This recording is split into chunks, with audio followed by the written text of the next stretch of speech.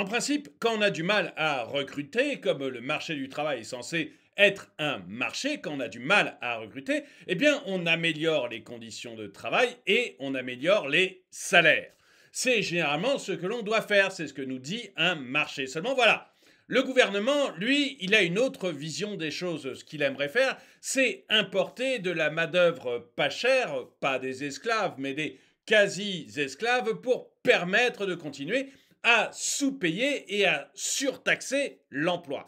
Mais ça ne s'arrête pas là. Maintenant, l'idée est partie et donc l'idée générale, eh bien, c'est tout simplement de faire la même chose pour les fonctionnaires. En fait, les emplois de fonctionnaires n'attirent plus, qu'à cela ne tienne, faisons venir des fonctionnaires de l'autre bout du monde.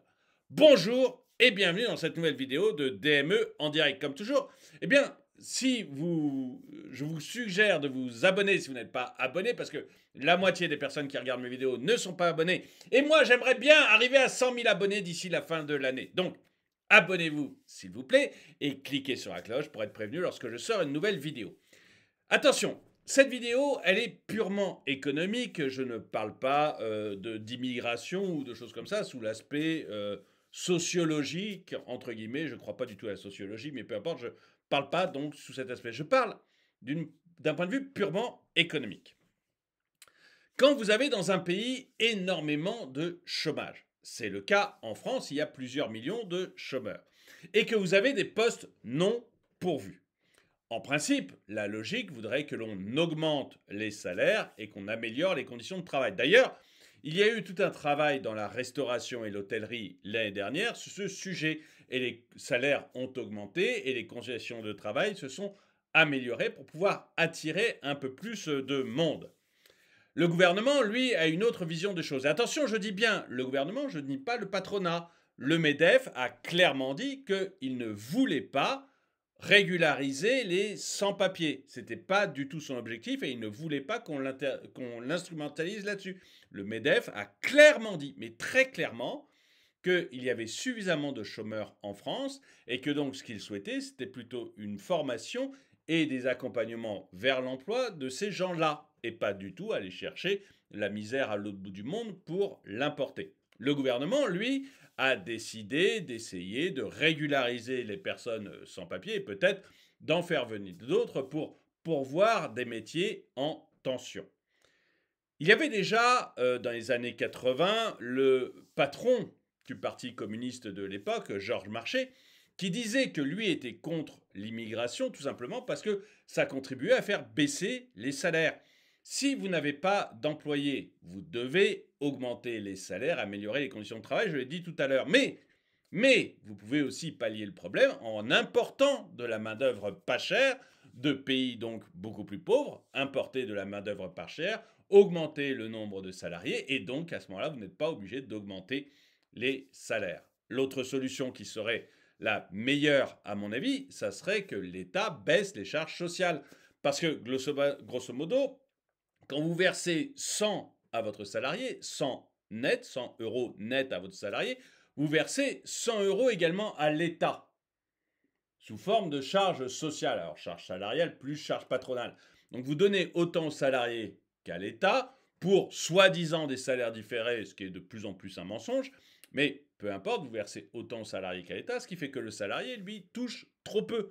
Et ce qui fait qu'il a le sentiment d'avoir un appauvrissement. Quand en plus vous rajoutez plein d'aides sociales de l'autre côté, il y a une véritable question entre travailler ou vivre de l'aide sociale. Mais là, je ne vais pas rentrer dedans. Donc, il y a ce problème qui, à mon avis, est un problème économique majeur, vraiment majeur. Le coût du travail est beaucoup trop élevé d'un côté, en même temps, il ne rémunère pas assez les salariés. Et donc, pour régler ce problème, le gouvernement a l'idée de régulariser des gens sans papier, voire même d'aller en chercher d'autres dans ces pays, parce que dès que vous avez régularisé les sans-papiers, vous envoyez le message clair à tous les pays pauvres que les gens peuvent venir sans papier et ils sont régularisés au bout d'un certain nombre d'années, et donc ils pourront avoir un job et travailler normalement. Mais ce que vous faites réellement, c'est d'appauvrir la population, ou du moins de faire une pression forte sur les salaires. C'est purement de l'économie, c'est pas de la sociologie, c'est pas est-ce qu'il faut des immigrés ou pas, c'est pas ça, c'est purement de l'économie, et le Parti communiste était tout à fait d'accord avec moi il y a quelques années, et tous les économistes seront d'accord, je pense, sur cette vision des choses. Eh bien, le fait de le faire, a priori, dans le privé, ça ne suffit plus. Vous avez des think tanks maintenant qui se disent, tiens, on pourrait faire ça aussi dans la fonction publique. Regardez avec moi le merveilleux article que j'ai trouvé. Quelques jours après l'arrivée du projet de loi immigration au Sénat, j'en profite pour dire que le Sénat a fait sauter cette idée de régulariser les sans-papiers. Ce qui, économiquement, je ne veux pas rentrer dans l'idée immigration, pas immigration. Je parle uniquement économiquement, ce qui est une erreur fondamentale et qui tire les salaires à la baisse. Le Sénat a fait sauter ça, mais ça repassera probablement à l'Assemblée nationale, ou alors le gouvernement fera un magnifique 49.3, puisque visiblement on ne fait plus que de la politique en 49.3 en France. Il passera un 49.3 et puis ça sera réglé. Mais le Sénat a quand même fait son job. Je souligne parce que j'aime de plus en plus le Sénat qui fait de mieux en mieux son job depuis quelques années. J'allais dire à la différence de l'Assemblée nationale, c'est un peu vache, mais c'est un peu vrai. Alors, à quelques jours de l'arrivée du projet de loi immigration au Sénat, un think tank considère que la fonction publique se prive de compétences en excluant une partie de la population et réinterroge sur les conditions d'accès des étrangers non européens. Bref, il faudrait que des étrangers non européens, je ne sais pas, des gens du Cameroun, des gens d'Algérie, des gens du Maroc, peut-être des gens de Russie, peut-être des gens d'Ouzbékistan, que sais-je, pourraient devenir fonctionnaires en France. Le projet de loi immigration suscite décidément moult débats dans la société française. Alors que le texte doit arriver au Sénat lundi 6 novembre, avant d'être discuté à l'Assemblée nationale en décembre, la classe politique est divisée sur le fameux article 3 relatif aux métiers en tension. Le think tank Sens de service public, si on veut, le think tank, donc le sens du service public, souhaite, lui, réinterroger les conditions d'accès des étrangers non européens à la fonction publique. Déjà, qu'un Polonais arrive à la fonction publique en France, ça paraît un peu étrange. Ou alors, pas fonctionnaire, vous voyez, ou alors on rentre dans l'idée, la fonction publique, c'est comme le salarié privé, et on fait un contrat commun pour tout le monde. Pourquoi pas ? Mais franchement, sinon, que le Polonais puisse devenir fonctionnaire en France, ça me paraît surprenant. Voilà. Mais bon, je suis peut-être trop vieux jeu. Dites-le moi dans les commentaires. Donc déjà que les Européens puissent le faire, je trouve ça surprenant. Mais les non-Européens, là, on devient... Je le comprends parce qu'on est dans l'Union européenne, on a signé des accords, etc. Ok. On veut faire de nous un seul peuple, ok.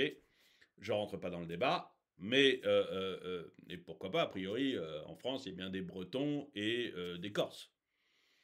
C'est pas le même peuple à la base, donc pourquoi pas. Après tout, la Corse est devenue française que sous Napoléon, enfin juste avant Napoléon. Donc, mais ok. Pourquoi pas, rentrons pas dans ce débat sur l'Europe, mais alors des extra-européens, ça devient complètement fou. Enfin, je trouve que ça devient complètement fou. Vous me direz dans les commentaires ce que vous pensez. Donc, regroupant quelques dizaines d'agents publics, le groupe de réflexion entend s'attaquer à la crise d'attractivité de la fonction publique, lequel se prive de compétences excluant une partie de la population. Selon lui, plus de 4 millions d'emplois de fonctionnaires ne peuvent pas être occupés par des étrangers non européens.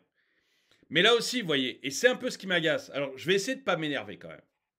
Parce que comme c'est un sujet un peu touchy, je me dis, si je m'énerve, les gens vont croire que je suis contre les immigrés ou des choses comme ça, alors que ce n'est vraiment pas le sujet de la vidéo. Donc voilà, j'essaye de ne pas m'énerver. Mais la crise d'attractivité de la fonction publique, vous ne réglez pas ça en allant chercher des esclaves au Maroc, en Algérie, ou en Afrique, ou en Russie, ou en Ouzbékistan. La crise d'attractivité de la fonction publique, vous la réglez en rendant la fonction publique attractive, avec des salaires attractifs, avec des métiers attractifs, pas avec des profs qui sont payés une misère. Je suis désolé, les profs sont payés 40% en France. Ils touchent 40% de ce qu'ils touchent au Luxembourg. 40%, même pas la moitié de ce qu'ils touchent au Luxembourg. On est parmi les derniers pays à payer les profs. Donc c'est des gens mal payés. C'est des gens mal payés qui sont déclassés. Mes parents étaient profs. Ils avaient un statut. Aujourd'hui, c'est plus un statut. C'est plus rien. On est à la limite de dire que le prof, c'est celui qui n'a pas réussi dans le privé. Vous voulez rétablir, vous voulez qu'on n'ait pas de problème à recruter les profs? Vous les payez. Vous les payez. Et en contrepartie, vous avez des exigences. C'est-à-dire, si je te paye bien, tu as intérêt à être un bon prof. Sinon, tu vas aller faire autre chose. Vous les payez, vous donnez des exigences. Et puis, vous devez donner de la considération. Il ne faut pas que le prof soit laissé tout seul dans une classe où il se fait chahuter, où il est parfois même menacé violemment, voire plus de temps en temps, il y a des passages à l'acte. Vous ne laissez pas le prof tout seul. C'est automatiquement, on ne réfléchit pas. Le prof est embêté par un élève ou par des parents d'élèves. C'est le prof qui a raison. Point. Pas de réflexion. La hiérarchie, zéro réflexion. Le prof a raison. Sauf évidemment des cas de harcèlement sexuel, etc. On est d'accord. Mais sinon... Et derrière, vous le défendez, mordicus. Et s'il faut appeler les flics, on appelle les flics. Alors, je parle des profs parce que c'est ce qui m'est venu en tête à cause de mes parents, mais je dirais n'importe quel... vous voyez, ça serait pas... Moi, ma mère a été prof à Saint-Denis, alors à la Légion d'honneur, donc c'est un peu particulier, mais elle a été prof à Saint-Denis. Jamais on s'est dit elle risque d'être agressée. Jamais, pas une fois. Ni dans la rue, ni à l'école. Mon père a été prof en IUT, jamais on ne s'est dit il risque quoi que ce soit. Et ils avaient un statut. Et le reste de la fonction publique, c'est la même chose. Vous voulez attirer les gens? Donnez-leur un boulot qui ait du sens. Arrêtez de faire du tableau Excel pour faire du tableau Excel. Arrêtez de faire une administration pléthorique qui ressemble de plus en plus à la maison qui rend fou. Donc donnez un sens à leur métier et payez-les correctement. Là, vous aurez une attractivité, vous n'aurez pas besoin d'aller chercher des nouveaux esclaves à l'autre bout du monde. Et ça, c'est ce que devrait faire un marché. Vous voyez, si le marché du travail existait, c'est ce qui se passerait. J'ai plein de chômeurs, donc de gens inoccupés. Donc d'un côté, je rends peut-être le chômage plus inconfortable, ou l'aide sociale plus inconfortable, pour que les gens soient motivés pour trouver du boulot. Je l'ai dit 1000 fois, moi, j'ai bossé dans les services à la personne. J'avais plein de salariés. Mais quand je dis très souvent, c'était toutes les semaines. J'avais une aide ménagère ou une auxiliaire de vie. J'avais des heures à leur donner, des heures supplémentaires à leur donner. Et je me disais, non, mais je ne peux pas faire plus de 10 heures. Si je travaille plus de 10 heures, je perds telle allocation, je perds telle aide, j'ai plus mes APL, j'ai plus ceci, j'ai plus cela, et en fait je suis perdante. Et je leur en veux pas, c'était normal de leur part. Elles faisaient leurs calculs, elles disaient, ce que me donne l'État et ce que je vais gagner en travaillant, c'est mieux de garder ce que me donne l'État. Donc je les comprends, mais ça crée quand même un problème. Et donc, dans un marché qui est un vrai marché du travail, ce que vous auriez, ce sont des aides qui existent, mais qui sont suffisamment faibles, suffisamment inconfortables pour que la personne soit poussée à trouver du travail. Et deuxièmement, vous avez en face des employeurs, l'État pour les fonctionnaires, mais les employeurs du privé également, qui sont obligés, s'ils ne trouvent pas, d'augmenter les salaires, d'améliorer les conditions de travail. Et c'est vrai que pour l'employeur privé, si à chaque fois qu'il donne 100 euros à son salarié, il doit donner 100 euros à l'État, eh bien c'est très difficile d'améliorer les salaires. Très difficile. Quant aux conditions de travail, dès que vous donnez un tout petit n'importe quoi, vous avez les URSSAF qui vous courent après et qui vous disent « Ah, vous donnez ça, faut payer des charges sociales ». Vous êtes dans un restaurant, vous nourrissez vos salariés, hein, juste leur donner, bah, t'es au restaurant, tu bosses dans un restaurant, on va te donner tes repas, vous payez des charges sociales sur les repas. C'est un truc de malade. C'est un truc de malade. Mais en fait, on a un truc qui devient tellement ventripotent, une administration tellement ventripotente qui capte tellement l'argent du pays qu'il n'en reste plus assez pour les salariés. Elle capte la moitié d'argent, il n'y en a plus assez pour les salariés. Et l'État se retrouve dans un corps. Et même chose, le côté ventripotent. Regardez l'hôpital, j'en ai toujours parlé parce que l'hôpital, on a les chiffres. Je n'ai pas les chiffres dans l'éducation nationale, mais ça doit être la même chose. Et je pense que c'est la même chose dans toutes les administrations. Les chiffres dans l'hôpital, j'en ai déjà parlé, c'est 33% d'administratifs. C'est le plus grand nombre d'administratifs en Europe. L'Allemagne, pour donner un exemple, on a bien vu que l'hôpital allemand marchait aussi bien que l'hôpital français, on l'a vu pendant la Covid. Il n'y avait pas de problème. Hein. On a beau dire on a le meilleur hôpital du monde, on voit bien que c'est pas vrai. Bon. L'hôpital allemand, c'est 25% administratif. Nous, c'est 33%. De gens qui ne voient jamais un patient. Donc, qu'est-ce que vous faites? À cause de... Et je pense que c'est la même chose dans toute la fonction publique. Et en fait, les gens qui occupent ces postes ont un boulot qui ne sert pas à grand-chose. Pas à grand-chose, donc pour les motiver, bonjour. Ensuite, vous mettez énormément d'argent. On dépense beaucoup plus, j'ai fait une vidéo à ce sujet-là, beaucoup plus pour l'hôpital français que pour l'hôpital allemand. On dépense beaucoup plus pour l'hôpital français que pour l'hôpital allemand. Mais on a beaucoup moins de soignants dans l'hôpital français que dans l'hôpital allemand. Et donc vous démotivez tout le monde, parce que les salaires sont plus faibles en France. Parce que vous avez beaucoup trop de monde qui ne sert pas à grand-chose. Vous n'avez pas la motivation du travail, vous n'avez pas la motivation du salaire. Quant à ceux qui bossent, les infirmières, les médecins qui ont des boulots très utiles, eux, eh bien, il n'y a plus de moyens pour les payer suffisamment. Donc ils se barrent et vous n'avez plus de salariés à l'hôpital. Parce qu'il n'y a plus les moyens, parce que vous l'avez donné à de l'administratif, à des tâches qui ne devraient pas exister. C'est pour ça qu'on arrive. Vous voyez, le problème, c'est pas d'aller chercher des nouveaux pauvres ou des nouveaux, vous voyez, des nouveaux damnés de la terre à l'autre bout du monde. Le problème, c'est d'améliorer la fonction publique, comme le privé. Mais là l'article parlait de la fonction publique. C'est d'améliorer les conditions de travail, d'améliorer les salaires. Et pour améliorer les salaires et les conditions de travail, vous devez faire maigrir le mammouth pour qu'il soit efficace et que vous puissiez bien payer les médecins et les infirmières. Ils sont mieux payés en Allemagne, alors que l'Allemagne dépense moins pour ses hôpitaux. Tout ça parce que vous n'avez pas une administration devenue folle qui occupe tout. Et si je parle de l'hôpital, c'est parce que j'ai eu des chiffres et que j'ai pu faire une vidéo là-dessus. Mais je pense que vous regarderiez dans l'éducation nationale, vous auriez le même problème.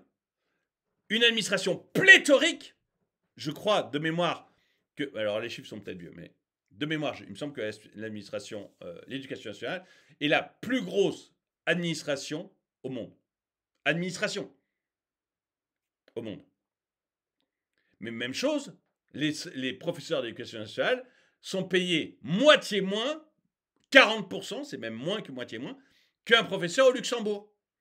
Ils sont payés moins qu'un professeur à peu près n'importe où en Europe.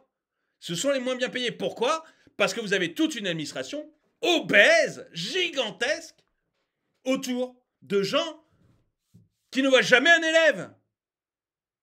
Qui ne voient jamais un élève. Et forcément, l'argent que vous donnez à ces gens, vous ne le donnez pas aux professeurs. Du coup, personne ne veut être professeur. Quand en plus vous avez des problèmes d'insécurité, quand en plus votre hiérarchie ne vous soutient pas, quand vous avez des difficultés avec un élève ou un parent d'élève, c'est terminé. Vous ne voulez plus faire ce métier. C'est le métier des ringards qui ont raté le reste. C'est dur, hein, mais mes parents sont profs, donc je peux le dire. Enfin, ils étaient profs, puisqu'ils ont... Voilà. Mais étant donné mon âge, ils sont plus profs, évidemment. Mais, vous voyez, ça devient le métier des gens qui ont raté le reste. Et c'est horrible. Parce qu'au début, parce qu'en principe, un prof d'anglais, un prof de maths, un prof de français, c'est des gens qui sont passionnés par leur matière. Un prof de français, c'est un mec qui est passionné par La Fontaine, qui aime les poèmes, qui aime Victor Hugo, qui veut faire partager sa passion. Un prof de maths, c'est un mec qui est passionné par les maths en principe. Ça devrait être un mec qui a réussi, pas un mec qui a raté. Et ça devient petit à petit des mecs qui ont raté. Et la solution, c'est pas aller chercher les damnés de la Terre à l'autre bout du monde. La solution, c'est de faire maigrir le mammouth pour avoir suffisamment d'argent pour bien payer les fonctionnaires. Et leur donner des métiers utiles, surtout ne plus avoir des métiers totalement inutiles. Leur donner des métiers qui ont un sens. C'est sûr que c'est un peu plus exigeant que d'aller chercher des Cabroudés ou des Ouzbeks. Ça, c'est sûr que ça demande un peu plus d'exigence. Mais c'est ça qui résolvera le problème. C'est-à-dire qu'en cherchant des Camerounais et des Ouzbeks, vous allez vous créer de nouveaux problèmes.